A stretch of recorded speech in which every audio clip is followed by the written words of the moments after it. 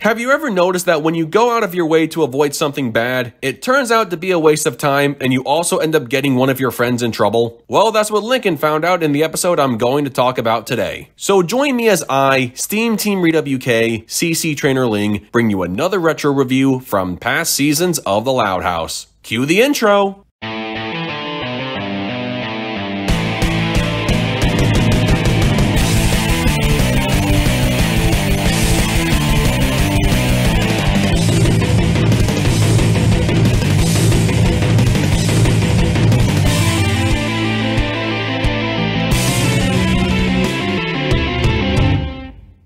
Today's episode is Stall Monitor. In this episode, Lincoln devises a plan with his friends to delay his parent-teacher conference when he assumes Mrs. Johnson will say bad things about him. This is a glaring example of an episode truly living up to its title, and not in a good way. Stalling and monitoring are the only two things Lincoln and his friends do throughout the episode. First, Lincoln kept stalling at home, rather embarrassingly and pathetically, I may add, and this caused his parents to show up late and get the last spot on the conference sign-in sheet. Then Lincoln's friends have their parents take up as much time as they possibly can with their conferences so they can lessen the chances of Rita and Lynn Sr. having to meet with Mrs. Johnson before the 8 p.m. cutoff time. We see some parents like Rusty's dad getting his time cut shorter than expected, and others like the McBrides badgering Mrs. Johnson with an endless list of ridiculous classroom safety measures. I will say the one positive to come out of this episode was the introduction to some of Lincoln's friends' parents who we hadn't seen before. There's Mr. and Mrs. Girdle, Zach's parents, who believe in aliens and all kinds of other crazy conspiracies. There's Liam's Meemaw, who runs their family farm, and somehow thought bringing a pregnant goat to school was a good idea. And finally, there's Mrs. Zhao, Stella's mom. Unfortunately, she doesn't really do anything noteworthy because Mr. Zhao got kicked by Liam's goat, and they needed to go to the hospital before they could have their conference. Then Lincoln and Palace had to keep Mrs. Johnson away from her classroom by having Clyde serve as the distraction while Rusty impersonated their teacher. This had to be the dumbest moment of the entire episode. All the adults, and I mean